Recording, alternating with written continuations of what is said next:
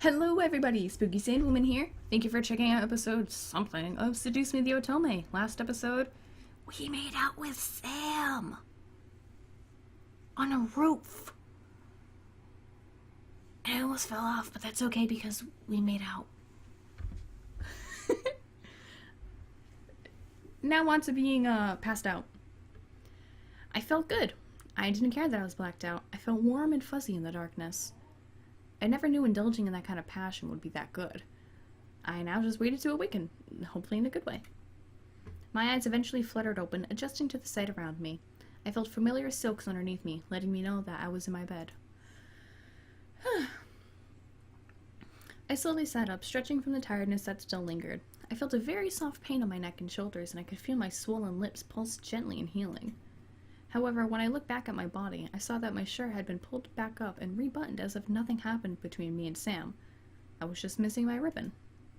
Before I turned to get out of bed, though, I spotted my ribbon on the pillow beside the one that I slept on. It was tied in a nice bow with a small note attached to it. I gently slipped the note from the tie and opened it to read it. Sorry, I went a little too far. I stared at the note, letting a small smile grace my lips. He went too far? I enjoyed it, despite the first-time circumstance. It was cute, though, to imagine him thanking me for something we both did and enjoyed. I brought the note to my chest, letting the memories of our meeting flood my mind. I indulged myself too, Sam. I looked at the time out of curiosity. The large white numbers on my phone showed 5:31 p.m. Yikes! 4 hours of being knocked out, and I still feel tired. It was Sunday, so I was allowed to sleep longer if I wanted. The remainder of the night passed by surprisingly uneventful. The boys continued to train with each other, but were kind enough to stop and make me dinner. I was glad for that. Unsurprisingly, the food was perfect, but it felt a little empty without the boys to eat with me. They most likely had already eaten, but still, I felt lonely. I couldn't let it bother me. I ate and went back to my room to study and sleep. Surprisingly, I felt good going to bed that night. I felt like I could have had a peaceful sleep after the previous rough nights I had. I felt good. I drifted to sleep and woke up almost flawlessly that next morning. No grogginess, no aches, perfectly energized and bright-eyed. Man, how long has it been since I got that much good sleep? I looked at my alarm clock. I woke up 10 minutes before my alarm. Well, hey! I must be lucky today. Karma owed me some luck. After all I'd gone through in merely a handful of days, I deserved to get some good luck. Ecstatic for the day ahead, I turned off my alarms before they could ring and got dressed. However, my phone started to quickly buzz from an incoming text. Huh? Who's texting me this early? Yo, Anderson! You're carpooling with us from now on. We're not letting you waste your money on a bus. Get ready and be at your gate at 7 stat. I smiled. My friends were the best. I couldn't drive yet, and I didn't have a car, so it was awesome that my friends would let me carpool. I checked the time. 6:30. Perfect! I can eat some breakfast before they come. I packed my bag and carried it downstairs toward the kitchen. As I entered the dining room, I saw a plate with eggs, toast, and bacon sitting on the table. A fresh, steaming cup of coffee sat next to the plate with the sugar and creamer on the side. I walked to the table and couldn't believe what I was seeing. Who made this? As I spoke aloud, a small red note caught my attention. Have a good day. Yours. My heart skipped a beat as I finished. Maybe it was from him? No. It was from Simon. Simon's the little doll that Matthew conjured? Something. I smiled before putting the note in my bag and eating up. The food was so delicious, I devoured every amazing bite. I looked at the time again. Time to go. I quickly rushed to the doors, checking myself in the passing mirror. I wasn't wanting to impress anyone, but I still needed to look decent. Before I could reach the handle of the door, however, someone took my hand. Huh? I turned to see Sam, who was holding my hand back with a stern look on his face. My name. Your name? My true name isn't Sam. I want you to know my real name if something happens. His true name? What did he mean? Why was he telling me this now? I remember reading about a demon's name from the journal I read yesterday. If you knew a demon's true name, you could summon them to you, no matter where they were or where they were. Where you were or where they were. Sam gently pulled me to him and leaned close to whisper in my ear. My name is Amaris. Wow. It's very different from the others. As he said his name, I could feel it lock into my memory.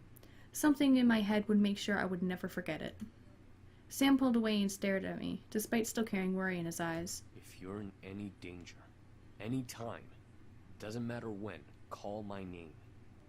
I promise that I'll come and help you. I stared up at Sam, unable to say anything. I could only nod in response. Sam nodded back before releasing my hand and heading into the dining room. Something told me that name would be used eventually. And right on cue, Naomi drove up to the gates with Suzu waving me down. I rushed out the door and we headed to school, talking about the homework and the coming day. Bye, Sam! We made it into the school without a hitch. Our lockers were in the same part of the hall, so we quickly unloaded what we needed to and got our important books and necessities. First incident of the day. As I walked towards Suzu and Naomi, who were both waiting for me on the opposite side of the hall, something hooked my ankle and made me fall forward. What? Ow! Hey, are you okay? Who did that? The three of us looked back to see Lisette and her gaggle of girls. Lisette had a look of complete innocence while the girls around her giggled like no tomorrow. Why, you little... Suzu, don't! I felt a giant fire of anger burn in my stomach as I stared at Lisette. Today was not the only time this had happened to me. However, it was now clear who was behind these incidents. Even if she was innocent and one of her goons did it, it was now obvious that Lisette was the mastermind just from the look on her face. She was no friend, nor would she ever be. I had to do something.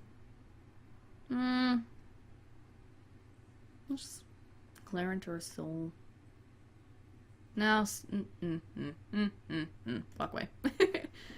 No, I wasn't going to bring myself to her level. She was a bully, and I was not going to let her get to me. I had to be stronger than her, and only then would I have beaten her. I stood up and brushed myself off, pretending nothing had happened. Anderson, you okay? That was a pretty bad fall. Yeah, I'm fine. A fall like that is nothing. I merely smiled at them, not wanting to let them know the pain rushing through my body from that fall. My arms were quaking, my shoulders were pulsing, but I remained content-faced. I quickly gathered up my belongings and nodded to my two friends. Come on, we'll be late for history. Suzu and Naomi looked at each other before frowning and nodding to me. Naomi and Suzu flanked me as we began to walk to class away from the gaggle of bullies. As we walked, I could barely see Suzu flipping the middle finger to the group behind us from the corner of my eye. Friggin' bunch of Lisette feet lickers. That's gross, Suzu. It's true. It's all OMG! Lisette is the best! Let's follow her around because we obviously don't have lives. Naomi and I could not help but laugh.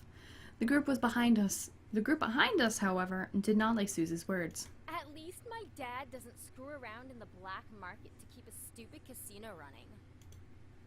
Suzu stopped. Naomi and I stopped as well to look back at Suzu, who was completely red in anger. Suzu slowly turned her head to the group, glaring daggers at them. Fuck did you just say? I had to act fast. I placed my hand on Suzu's shoulder and gripped tightly, knowing she could try to push my hand away. Suzu, they're not worth it. Let's just go. No, I think it's about time we taught them some manners. Suzu! I looked at Lisette and her group. Lisette had a widely amused smile on her face, which irked me to no end. Nevertheless, I knew that fighting wasn't going to get us anywhere. Let's go. I grabbed Suzu by the shoulder roughly, pulling her back to Naomi and me. Suzu tried to step forward towards the group, but Naomi held onto her other shoulder. We held on to Suzu, who fought against our hands as we marched to class. Surprisingly, the rest of the school day went off without another incident. I went to my classes, had lunch, and was anxious to get home. As the bell rang for school to end, I felt my phone vibrate in my pocket. Huh? A text? From Dad? I'll be picking you up today. Make sure you're ready to go when I get there. That's kind of a surprise. I quickly headed back to my locker and got my things before waiting for Naomi and Suzu. Hey, are you ready to go? Actually, my dad's picking me up. Really? Okay, I guess that kind of makes sense. We'll drive home together next time. Tell your dad that we've got you covered from now on. Yeah, alright. Ow. Even while I laughed, something didn't seem right. My dad texted me to say this? Why was he going to pick me up? Had I done something wrong? I didn't know. I waved goodbye to Naomi and Susie before heading off to the usual spot where my dad picks me up. I took the time to listen to my music while I waited. I needed to go to another Rise of the Phoenix concert.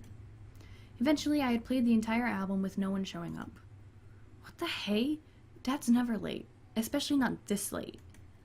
I quickly dialed my dad's number again, but as soon as I pressed call, it disconnected and read a signal disconnection error message. What the? No signal error? How do I not have signal? I double-checked my phone and saw all 5 bars for signal. He must be in a dead zone. Before I could finish, a group of hands grabbed at my hands, feet, and covered my mouth. I screamed into the hand over my mouth, struggling to pull away from the hands grabbing at my limbs. It felt disgusting and scary feeling their hands on me. I needed it to stop. Hey! Don't dirty up Malix's prey. The voice, which sent a fearful shiver down my spine, whispered into my ear. You're coming with me, Miss Anderson. I couldn't fathom what was happening, but before I knew it, I was blindfolded and my limbs were quickly tied up. I felt myself being carried somewhere and was shoved into something that echoed the interior of a bus or a van. The doors closed off, and off I was taken, unsure of where I was going and why. All I knew was that I was in trouble. All I saw was darkness. I felt numb as I was taken to a place I didn't know of. I couldn't even move my lips to scream. Sounds zipped past my ears, first of the interior of a car, then the outside, then an echoey space with whispers and cackles of people vibrating through it. However, the wrap around my eyes was eventually removed from my face and my bonds were cut. It took a while for my eyes to adjust, but I found myself in a warehouse, surrounded by devils, including Malix, who was smirking at me. Nicely done! I'm sure those little shits will come running to find you when they realize you didn't return to your precious little mansion. They'll search everywhere for you. Malix walked over and set the barrel of his gun against my skin between my eyes. It'll be so funny when they find your dead body instead. Almari! Almari! Or is it Almaris? No, I think it's Almari. All of a sudden, a bright purple light engulfed the room, causing the devils around me to cover themselves. What the? A gust of wind rushed past me, almost forcing me back. I covered my face with my arms, bracing myself and standing my ground. I tried to peek through my arms to see what was going on, but the light continued to shine brightly. As the gust slowly started to die, the light began to fade, revealing a very pissed off Sam. Sam. Don't worry.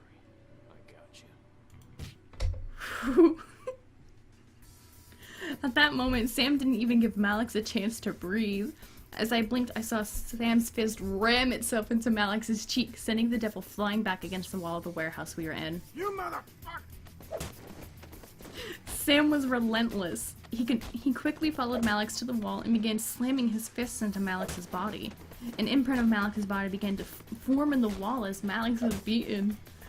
The remaining devils stared, trying to figure out what to do, help Malix or watch in silence. Eris, however, walked up beside me and crossed her arms as she watched with an amused smirk on her face. Yeah. Ah! Oh damn. With a blast of heat, Sam was forced back from Malix. Sam slid on the balls of his feet, covering his face from the burst of heat that forced him back. Malix, on the other hand, was practically on fire. His menacing eyes glared deadly daggers at Sam as Malix gripped his gun. You're dead, Incubus! Malix pried himself from the wall and began to fire hot bullets at Sam. However, none of the shots made it to Sam's body. In the blink of an eye, Sam had disappeared from his spot and reappeared at Malix's side, ready to lay a heavy punch to Malix's head. I bet Sam's, it's probably pretty obvious by now, but Sam's, ability is to go really fast. Gotta go fast. Too slow! Sorry. Malix, though, wasn't as slow as Sam thought. Malix quickly turns to dodge Sam, who barely had the time to dodge it. It quickly turned into a fight of Sam using his speed to dodge and try and hit Malix, and Malix using his gun and devil-like skills to try and lock onto Sam's appearing form. It was almost too fast to follow. However, I could tell something inside Sam had changed. He wasn't holding anything back in this fight. It was as if something incredibly demonic had taken a hold of him and forced each punch he threw and each step he made. Was this the extent of demon power? I didn't give myself a chance to answer. As Sam tried to dodge Malix, Sam tripped and landed on one knee with a loud thump. Gotcha, bitch. I gasped in horror. Sam had no chance to dodge or run. I could only stare petrified. As Malix charged forward and jammed the barrel of his gun into Sam's mouth. Jesus Christ! Hellfire, Incubus! Then, at that moment, something in the air changed. The air instantly went from frantic to still in energy. What could have been described in tone as the color red quickly turned into a deadly mix of purple and green as everything began to blend together all at once. My eyes never strayed from Sam's face, however, even as it changed. His eyes began to glow a bright golden color as Sam began to bite down on the gun in his mouth. As the trigger was pulled, the gun was snapped into two between Sam's teeth. Small fragments of the gun flew everywhere while the look on Malix's face went from confused to petrified. Before Malix could utter a single response, Sam let out a giant animalistic roar, sending waves of fear down my spine, and tackled Malix to the ground. Jesus Christ. I stared as Sam began to slam punches into Malix's face, one right after another. Sam's skin began to morph and shift with each punch, changing from human to something else. Before I was allowed to see Sam's new form, however, a pair of hands quickly covered my eyes. Instinctively, I reached up and gripped them, trying to pull them off. A voice stopped me. It's me. Don't look. I listened carefully and let the last two words linger in my mind. Don't look. Why? What was being hidden from me? I wanted to know, but something told me to obey Damien's command. I could still hear Sam screaming and grunting with each punch he rammed into Malix's face, with the occasional cracking of bone and blood spatter echoing into the air. Jeez! Maybe it was better that I wasn't able to see. That's enough, Sam! Almost instantly after James's command, the sounds stopped. The only thing anyone could hear then was Sam's pants and grunts for air.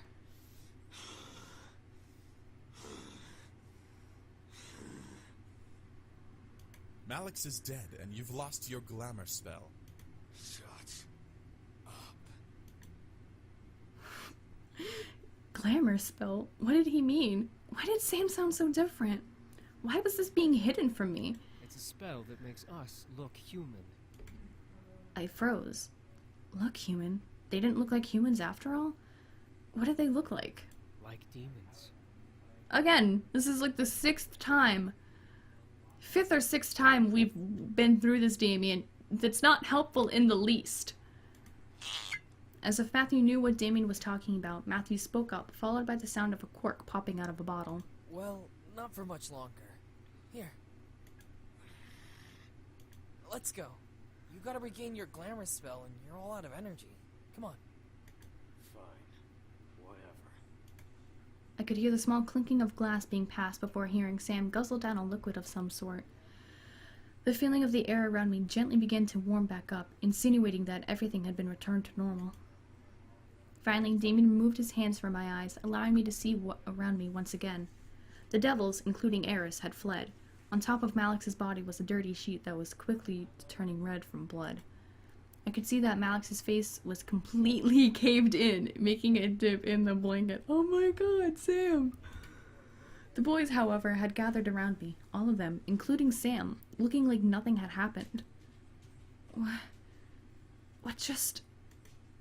I tried to speak, but everything zipped around in my head at the whole event, and I felt like speaking was impossible. Let's just get you home, miss. There's nothing more to see here. I'm gonna end this episode off here. So thank you guys so much for watching. I should have known that Sam was going to be incredibly fucking brutal. But, jeez. Dang, Sam. Dang. Anyway, thank you guys so much for watching. If you enjoyed, go ahead and leave a like and subscribe. Share with your friends if they like, Malix being punched in the face so freaking much that his face is now a bowl. His face is a bowl. Bye-bye!